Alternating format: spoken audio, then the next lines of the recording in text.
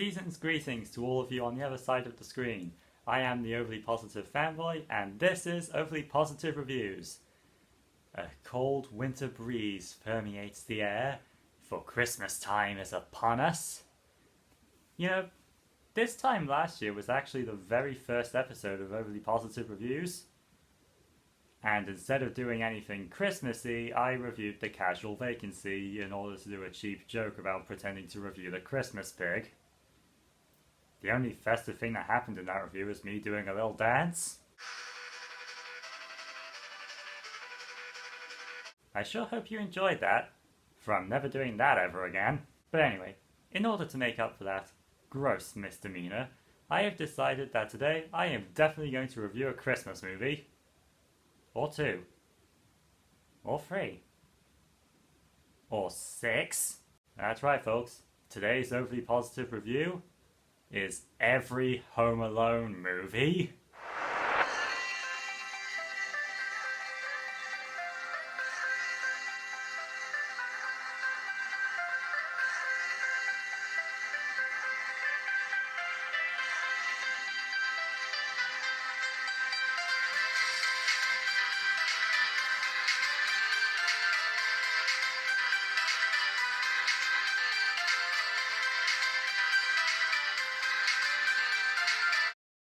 Home Alone follows Kevin McAllister as he is accidentally left home alone when his family goes on holiday and must defend his house from two burglars.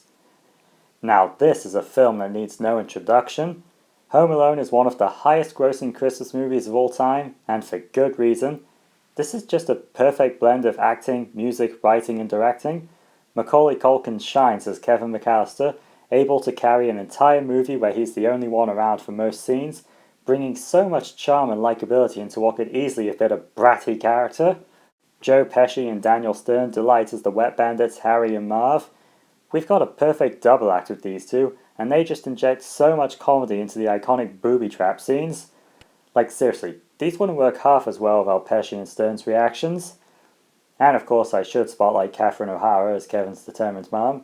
She's not in every scene, but expertly sells the desperation and guilt required of the character, and her journey to get back to Kevin is still engaging, even if it's ultimately not what made Home Alone a classic in the first place. Plus, there's a ton of memorable side characters, from the various members of Kevin's extended family, to Old Man Marley, to the movie gangster, to John Candy's polka musician. The character writing of John Hughes just shines here. John Williams is on fire, as he always is, and the storytelling on display is actually very well thought out. Seriously, pay attention to that opening act, and you'll see just how many different factors align to explain just how this family are able to not realize that one of their own kids wasn't with them. Wait, how have I not properly mentioned the traps yet? These are what made the film stick around as a Christmas tradition in the first place, and they are brutal in a way that has viewers laughing as they cringe. It's flawless, and I have nothing bad to say about it. In short, Home Alone is great and well deserving of its iconic status in film history. Home Alone turned out to be a massive money-making hit. So of course, we got a sequel 2 years later. Home Alone 2, Lost in New York, returns us to the McAllisters as Kevin is unwittingly separated from his family in the airport and winds up in New York. However, the Wet Bandits are also in the Big Apple and up to their old tricks. Whoa, deja vu. Yeah, there's no getting around this. Home Alone 2 Lost in New York is very similar to the first one. There's another falling out with the McAllisters, another mad dash to the airport, another house full of booby traps, another scary adult who actually turns out to be a kind broken soul, and another heartfelt lesson of appreciating your family. This should be a serious problem, but honestly, it isn't. The fact that the plot is almost the same also means we have the same charm as the first film. We've got the same cast, the same crew, the same soundtrack, all of it. Also, the new stuff here is just as fun as the returning elements.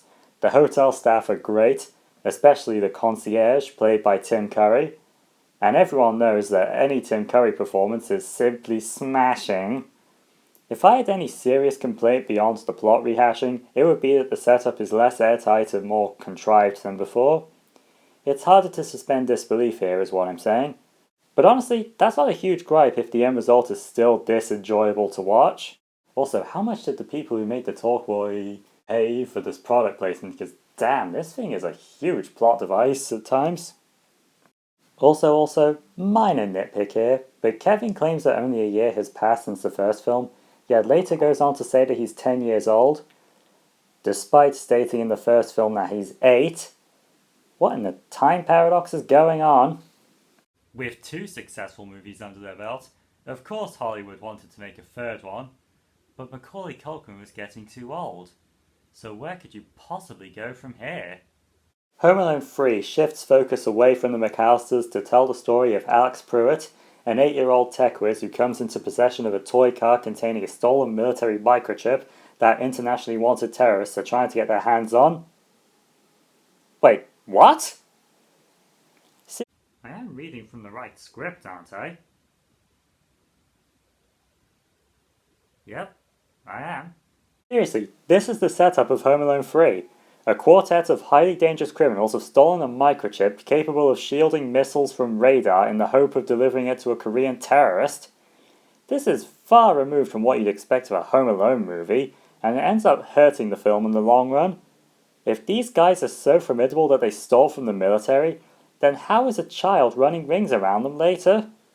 Also, these have got to be the blandest villains so far. I can't even remember their names, and I don't think they have any discernible characteristics between them. That's the leader one, that's the girl one, that's the...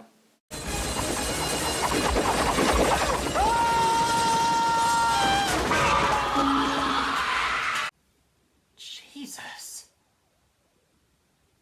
And people think Kevin grows up to become Jigsaw. And he's the one with poop on his head.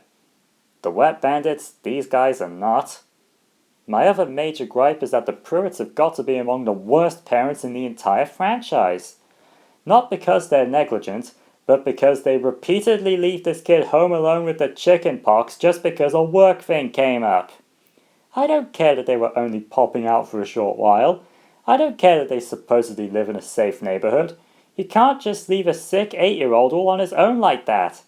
I'm pretty sure it's illegal too. From the way I've been talking, you probably think this is the worst movie ever made, but it's not. Honestly, there's a lot to like here. We've got another likable kid protagonist here, and John Hughes' charm still shines in places, even if the slapstick feels a tad toned down compared to the prior films. The hits don't always feel as painful, and there's an abundance of sound effects. Honestly, I'm not entirely sure if there's anything that feels like the usual level of Home Alone brutality. I'm kidding, by the way. The traps are still entertaining, even with their kiddified limitations.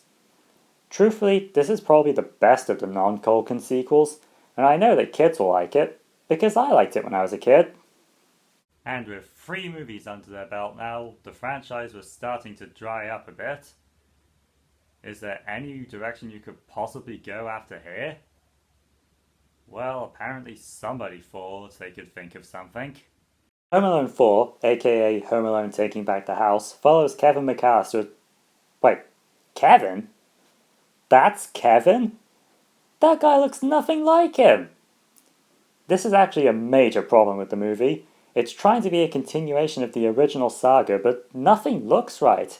They don't look like the parents, he doesn't look like Buzz, she doesn't look like Megan, the others don't look like the... Wait, where are the other McAllister kids? I know there used to be more than 3, and surely Uncle Frank didn't father all those other kids. Okay, back on track. That guy doesn't look like Harry. Huh? That's Marv? Okay. Anyway, this movie follows Kevin as he runs away from home to get away from his siblings. He heads to his dad's new girlfriend's fancy pants smart house. Oh, yeah, the parents are divorced in this one. Only to discover that Marv and his wife Vera are planning to kidnap a prince that is coming over on Christmas. So, we've already established this movie's biggest problem. By using the same beloved characters we all know and love, it keeps inviting comparisons to the original films, and it's never going to compare. The second biggest issue is the smart house. Believe it or not, but having a house with the traps already built in kinda takes away from the fun of a kid making booby traps to catch crooks. That being said, the traps are still fun to some extent, mainly because this time they remember to make them painful. The actors do a fine enough job here, but it's hard to see them as who they're meant to be. Sometimes Kevin says something that I can imagine Macaulay Culkin saying, but then the actor's mannerisms break the illusion when he starts dancing around and just acting far too young for how I imagine Kevin to act. Plus, the time paradox from 2 has returned and has gotten worse. There's multiple lines of dialogue referencing that both movies are canon to this one, yet Kevin claims he's 9, so unless he's found a way to age backwards, this makes no sense. How is it that I can follow Stephen Moffat's Doctor Who with no problem, but this is breaking my brain? And speaking of things that make no sense, the dad's new girlfriend Natalie suddenly becomes a total bitch an hour into this hour and 24-minute movie, just so we won't feel bad when she gets dumped at the end. Now that's just shoddy writing. Plus, this movie has a twist that feels like it could be predictable if you know the Home Alone formula. I can't confirm that predictability because the memory stayed with me after my first viewing when I was a kid, but you've been warned just the same. So, with all that complaining, is there anything I liked? Actually, yes. Marv and Vera have a fun dynamic with each other that somehow doesn't make me miss Harry, which is impressive. Plus, I really like our Old Man Marley equivalent, Natalie's butler, Mr. Prescott. He left such a strong impression on me after my first viewing long ago that I forever think of Prescott when I see his actor in anything else. Plus, I already mentioned the traps, but honestly, that's all I have nice to say about this one. I just can't figure out why someone would even make this. What possible reason would someone make a Home Alone 4? They were going to make a Home Alone TV show? How would that even work? Would Kevin have been left behind every week? Man, I guess the McAllisters really are bad parents. And with Home Alone 4, the franchise well has truly dried up. All the goodwill has burnt out. There is surely nothing you could do from here, right? Right?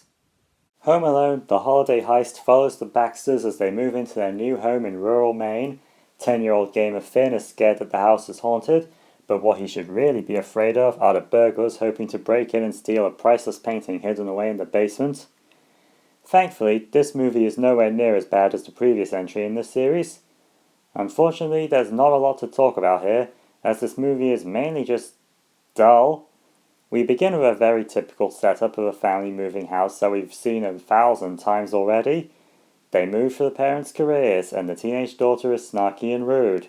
Finn thinking that there's a ghost in the house is the only thing livening up the plot at first, but it wears Finn real fast. Seriously, the first half an hour is just, "Ah, a ghost! There's no ghost! Ah, a ghost! There's no ghost! We're criminals and we're sneaking in. Ah, a ghost! There's no ghost!" You wanna know what else gets old fast? Finn's gaming hobby. This kid brings up his game in every single scene he's in until the climax begins, and the gamer kid learns to spend time outside arc is both underdeveloped and really annoying to watch. Boy, I sure do love it when movies feel like they are written by old men yelling at clouds. That's my favoritist thing in the world. The only good thing to come out of this is the mid-20s gamer guy Finn accidentally befriended. Not only is he a genuinely likable character, but he also has the funniest moments in the entire film. But enough about him. Now for the villains. These guys are a step above Home Alone 3's terrorist quartet, but that's only because they have one characteristic that gets repeated ad nauseum. This one's the competent leader, this one's struggling to get over a bad breakup, and this one's the dimwit. There's nothing to them beyond that. Also, this film feels like a made-for-TV effort, as the cinematography and effects never go beyond cheap TV fare. However, there are some good points here. Firstly, this film does manage to squeeze in a couple of innovations to the Home Alone formula, especially when Finn has to make his traps using exclusively household objects and string, because string was all he could afford to buy. Secondly, these are possibly the most sensible parents in the entire franchise, as their reasons for leaving the kids home alone actually feels like something that would happen in real life. Plus, the dad actually listens to Finn when his evidence shows that at least something is going on, even if it's not a ghost, which puts him above the parents in both 3 and 4, who just refuse to listen to anything their kids say about suspicious happenings. Also, though I said that the ghost stuff was annoying, the fact that the dumb criminals also believe that the house is haunted does liven up the trap sequence and make them stand out. while also making all those scenes of, ah, a ghost! There is no ghost! Ah, a ghost! There is no ghost! Totally worth it. And, Malcolm McDowell is always a win. Of course, the best thing about this movie is that it's short. You can easily breeze through the holiday heist in just an hour and a half. The question is whether you'd want to watch it in the first place. Well, with one more Home Alone movie coming and going with barely any fanfare, I think I can now safely say that the franchise is dead. Nothing else could possibly happen from a... What? What do you mean Disney bought Fox? What do you mean Disney started their own streaming service? What do you mean Disney keeps banking on nostalgia and remixing old classics instead of coming up with originals on their service? Home Sweet Home Alone follows 10-year-old Max Mercer as he is accidentally left behind when his family go on holiday and must defend the house from two people trying to break in. Whoa. Deja vu. Oh wait, that's just what the trailer wants me to think the plot is. Home Sweet Home Alone actually follows this couple facing financial struggles as they try to reclaim an extremely valuable doll from a kid that they believe stole it from them. Seriously, this is a Home Alone movie where the burglars are basically the protagonists and actually really nice people with non-sinister motives. I appreciate the attempt to change up the formula, but this is a change that just drags down everything around it and ruins the movie as a whole. What? Don't believe me? You want proof? Oh, how can I count the ways? A. Their story takes up screen time we should be spending on getting to know the kid and his family. 2. The fact that they're so likable means that we spend the runtime thinking that the kid has done something awful, which only makes it harder to like him. And D. The traps are really well made and I can't enjoy them because these guys don't deserve to get pummeled. This movie is some of the worst pacing I've ever seen since Transformers The Last Night. Remember all that time establishing Kevin's familial relationships? Who cares about that crap?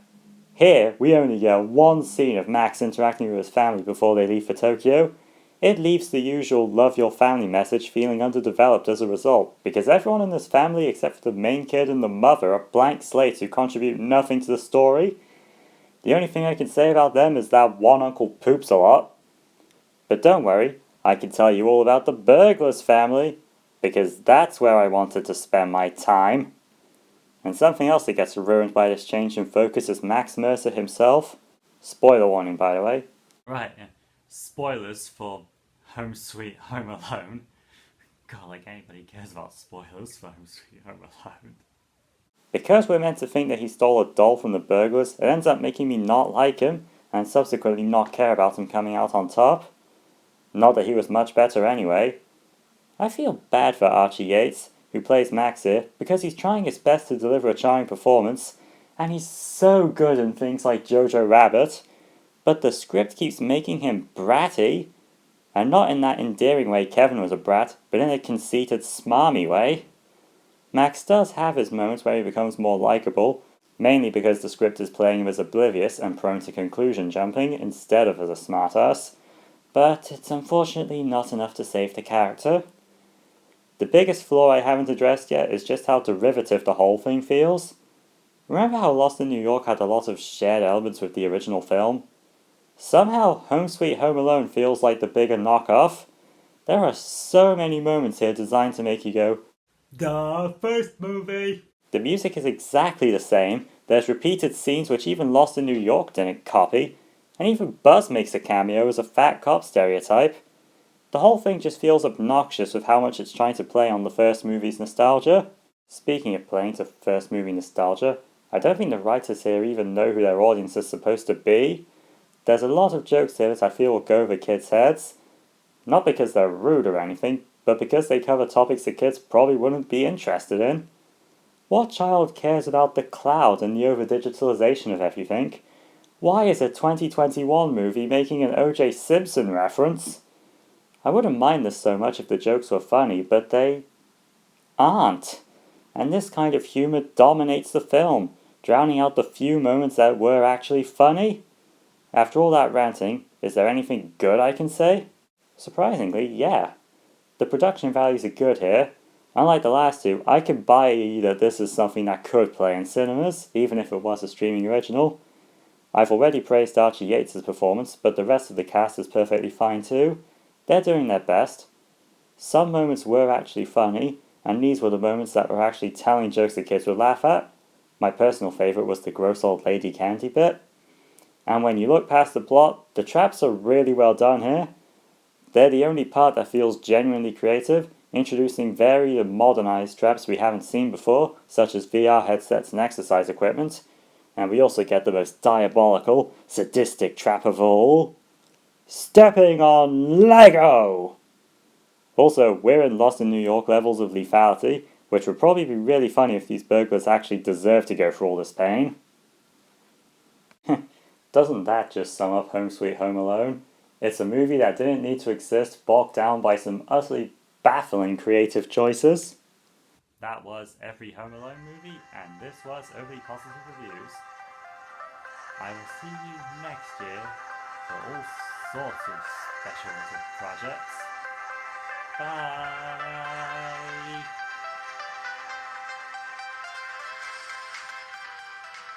Why are you still here?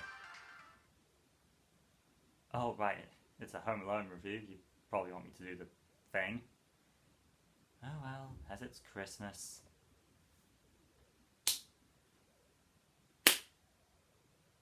Ah!